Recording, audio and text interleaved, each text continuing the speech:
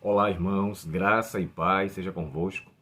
Para nós é motivo de alegria continuarmos aqui estudando esse assunto, continuando aqui a dar mais detalhes sobre o assunto do ser humano na morte.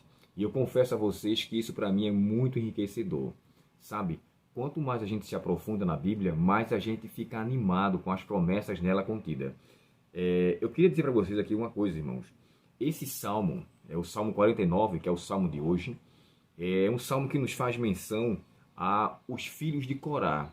Quando a gente vai para o livro de Números, tanto o capítulo 16 quanto o capítulo 26, a gente encontra ali um episódio que houve a morte dele e todos de sua casa. Porém, no capítulo 26 do livro de Números, e os versos 10 e 11, é descrito que não foram todos os que morreram. Então, assim, por mais que a gente tome conhecimento de que Datã, Abirão e Coré foram os que foram responsabilizados pelo mal e a terra se abriu e engoliu a todos eles, nem todos os filhos de Corá ou os descendentes de Corá foram também ali mortos. Ficaram alguns deles. Desses que eram levitas, né, todo da descendência de Corá era levita. Então, esse grupo em especial, eles tinham ofício no templo, não só no auxílio do sacerdócio, como também na parte da música. Também trabalhava no tabernáculo com os trabalhos que ali eram concedidos a eles. E nesse termo aqui, nessa expressão que é dita sobre os levitas, né, como músicos, então eles escreveram, irmãos, pelo menos 12 salmos. Você vai encontrar na sua Bíblia, no livro de Salmos, vários salmos com o nome Salmo dos Filhos de Corá. Não sabemos ao certo quais são os filhos de Corá, ou a sua descendência, né? Não os seus filhos em si, mas as descendências dele que vieram surgindo.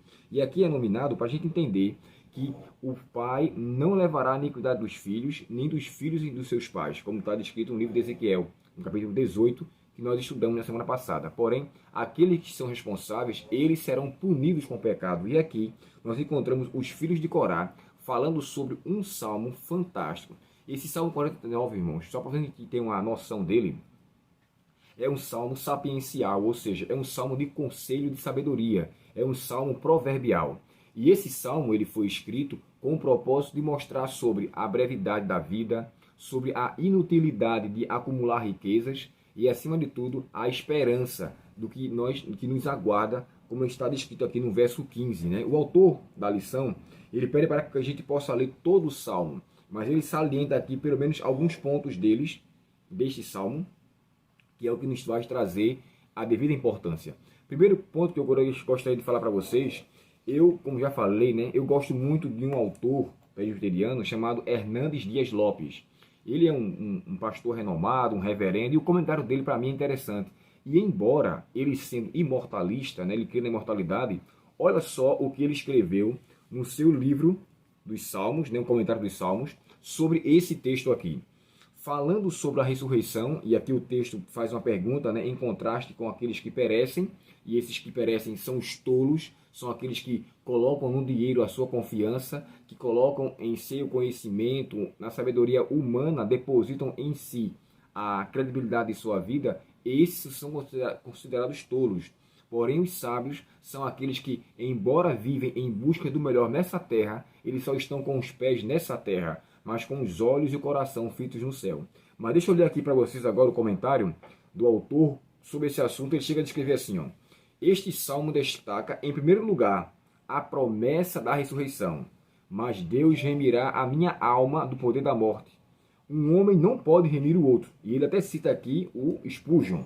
Ele chega a dizer assim, ó, Spurgeon com razão nos diz, daquele lugar de descanso temporário, a qual iremos no devido tempo, sairemos ressuscitados pelo poder divino. Isso aqui é fantástico, sabe por quê? Porque eu já li alguns comentários do Hernandes e ele faz menção sobre a vida que vai surgir após a morte, vida imaterial, quando ele até cita um texto ali de 1 Samuel, na questão da feiticeira de Endor, e ele fala, na verdade, que embora existisse a crença, o profeta Samuel não fosse, mas ele dá uma possibilidade de acreditar-se na vida após a morte. Porém, nesse salmo aqui, esse foi o livro mais novo que eu comprei, eu achei interessante a maneira como ele desenvolve esse assunto. E o Salmo 49, ele foi escrito, observe aqui o início do salmo. Ele foi escrito para, primeiro, todos os povos, é o verso 1. No verso 2, ele não classifica as pessoas. Ele fala que seriam para todos. Primeiro, todos os povos. E depois para pobres, ricos, pessoas de todas as etnias, pessoas simples e ilustres. E sabe uma coisa que me chama a atenção? É na expressão que o salmista fala no verso 15. E esse verso 15 diz assim, ó: mas Deus remirá a minha alma. Na versão King James, como na nova versão transformadora, a NVT, ele fala assim: Deus remirá a minha vida. Aqui que nós falamos sobre a expressão nefesh. E olha o que é que diz aqui, ó: mas Deus remirá a minha alma, tradução atualizada, do poder da morte, pois ele me tomará para si. Irmãos, me permita fazer um comentário sobre essa expressão tomar para si. Essas expressões, elas são conhecidas na Bíblia com o sentido de arrebatamento. E no livro de Gênesis, capítulo 5, você pode conferir depois, e o verso 24, como também em 2 Reis, capítulo 2 e o verso 10, esses dois termos, os autores usam a expressão Deus o tomou para si. Em Gênesis 5, verso 24, faz menção a Enoque, Deus o tomou para si. E no capítulo 2, verso 10, faz menção a Elias, quando arrebatado, e antes de ser arrebatado, ele fala para o próprio Eliseu: se você me ver quando Deus me tomar para si. Então, as expressões na Bíblia que é usado para tomar para si, nunca é quando a pessoa morre. Deus tomou quando morreu, mas Deus o tomará ou pela transladação, tanto com Enoque e Elias, ou pela ressurreição. E é nesse aspecto que também o autor, embora nós vamos estudar sobre isso no capítulo 4, né, de 1 Tessalonicenses, na lição 8, a gente vai esmiuçar um pouco mais sobre isso. O autor da carta, o Paulo, ele chega a descrever assim: e nós seremos arrebatados. E aí aquele arrebatamento, irmãos, vai envolver todos que estarão presentes. Embora eu acredite que o autor vá me esmiuçar depois o termo arrebatamento em alguma lição. Eu não tenho dúvida disso.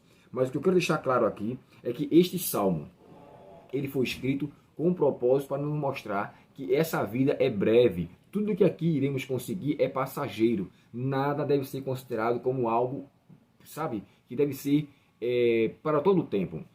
É claro, né? A Bíblia fala assim: se quiserdes e me ouvides, comereis do bem desta terra. Não é errado, irmãos, você querer crescer na vida. Não é errado você almejar uma vida, uma estabilidade mais confortável. O que nos deve levar em consideração é não colocar no coração, não colocar essas coisas no coração, ou no coração essas coisas. Não se encher de tanta coisa material que Deus parece que não tem mais espaço. Toda a nossa vida aqui, irmãos, ela é passageira. Tudo aqui que nós iremos conseguir irá passar. E esse salmo, esse salmista, um desses filhos de Corá, descendentes de Corá, ele nos deixa claro sobre essa importância. Os sábios, na verdade, são aqueles que colocam em Deus a sua confiança e demonstram expectativa e perspectiva para uma vida futura.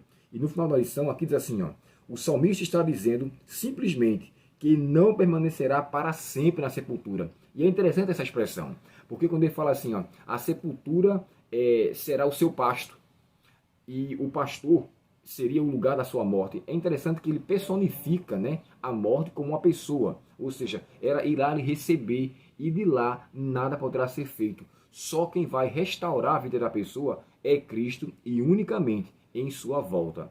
Nenhuma pessoa, isso é interessante, irmãos, porque os salmos, ele era cantado, né? Tudo aquilo era música. Então ele cantava entoando que nenhuma pessoa, na verdade, receberia a recompensa quando morresse, ou receberia os céus ou a eternidade quando morresse, mas quando Cristo remir o corpo dele da sepultura. Então ele seria ressuscitado, seria levado ao céu ou tomado para Deus, e nesse aspecto então usufruiria da eternidade ao lado de Deus e com certeza de todos os remidos que estarão com ele naquele momento.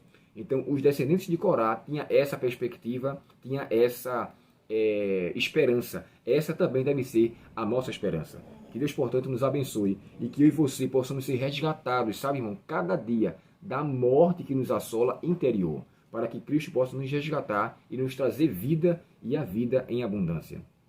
Concluindo aqui o estudo de hoje, eu queria estender aqui algumas considerações a alguns amigos meus, né? Agradecer a pessoa do irmão Diego, que sempre compartilha, sempre se importa, da igreja de Aguazinha, né, onde eu preguei ontem. E sempre ele se importa em publicar, em compartilhar. A irmã Gerlane, sabe, são tantas pessoas para agradecer que eu tenho até medo de esquecer de alguns deles. Enfim, eu quero que Deus os abençoe ricamente por trabalhar com o nosso, em nosso propósito, essa obra que Deus nos confiou. Mas de forma muito especial, irmãos, eu quero, sabe, dizer para vocês, estender o meu abraço muito carinhoso para a irmã Gleides e dizer para ela que eu vou orar por ela agora é uma irmã nossa, não daqui, mas de um outro estado, mas pediu para que houvesse uma consideração da minha parte em conceder um abraço para ela e também a todos aqueles, né, que nos ajudam, que compartilham, que se inscrevem, sabe, que sempre ficam interessados com o nosso conteúdo. Que Deus os abençoe ricamente. E pela irmã Gleides, de forma especial, vamos orar agora, pedindo para que Deus o auxilie e a abençoe também, como todos nós assim o fazemos todos os dias. Vamos pedir a Deus agora a sua bênção para conosco. Querido Pai Celestial, de maneira muito especial, Senhor, queremos te agradecer pelo teu amor, tua bondade e teu cuidado para conosco. Suplicamos que o Senhor nos auxilie para que a tua palavra, Pai, venha encher o nosso coração de esperança, venha encher o nosso ser com as tuas verdades e que nós possamos cada dia mais confiarmos na santa palavra do Senhor. Eu te peço, ó Deus, uma bênção especial na vida do irmão Diego, da irmã Gerlane, da irmã Lília, dos nossos amigos do grupo Amigos Adventistas, Entre Amigos, dos nossos grupos, dos nossos irmãos que compartilham conosco nossos vídeos, enfim, que a tua bênção se estenda sobre eles. Mas de forma especial, Pai, eu te suplico pela irmã Gleides, pela sua saúde, pela sua recuperação, que a tua palavra lhe traga cada vez mais esperança e que a esperança que inunda todo o nosso coração possa ser uma realidade, em especial na vida da nossa irmã Gleides. Que o Senhor a abençoe, como também a todos nós, nos dê um dia com a tua paz e, por favor, Senhor, perdoa nossos pecados e nos ajuda a gastarmos tempo com a tua presença. Te pedimos em nome de Jesus. Amém. Deus te abençoe, te conceda um ótimo dia e que nós possamos aguardar com alegria a breve volta de Cristo Jesus, quando Ele nos tirar da sepultura e, se estivermos vivos, sermos transformados. E se estivermos descansando, sermos ressuscitados. Um bom dia para você, Deus os abençoe e até o próximo estudo.